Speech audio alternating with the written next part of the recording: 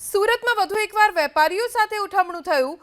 HTC માર્કેટના વેપારીએ 11 થી વધુ વેપારીઓ પાસેથી 1.70 કરોડનો માલ લઈ ઉઠમણું કર્યાનો આરોપ છે।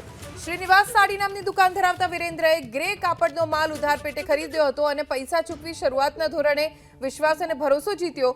બાદમાં વર્ષ 2023 થી અલગ-અલગ ફર્મથી માલની ખરીદી કરી, अन्य वेपारीओ पासेथी मालनी खरीदी करी, परंतु बाद में 1.70 करोड़नी कीमतनो माल खरीदी उठमणुं करी गयो। हाल तो कापड़ वेपारी विपुल पटेले सलाबतपुरा पुलिस में आ मामले फरियाद दाखल करावी छे। सूरत में वधु एकवार वेपारीओ साथे उठमणुं थयुं। एचटीसी मार्केटना वेपारीए 11 થી વધુ વેપારીઓ પાસેથી 1.70 કરોડનો માલ લઈ ઉઠમણું કર્યાનો આરોપ છે। શ્રીનિવાસ સાડી નામની દુકાન ધરાવતા વિરેન્દ્રએ ગ્રે કાપડનો માલ ઉધાર પેટે ખરીદ્યો હતો અને પૈસા ચૂકવી શરૂઆતના ધોરણે વિશ્વાસ અને ભરોસો જીત્યો।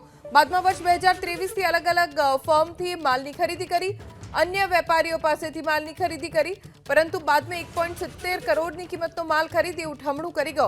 हाल तो कापड़ वेपारी विपुल पटेले सलाबतपुरा पुलिस में आ मामले फरियाद दाखल करावी छे।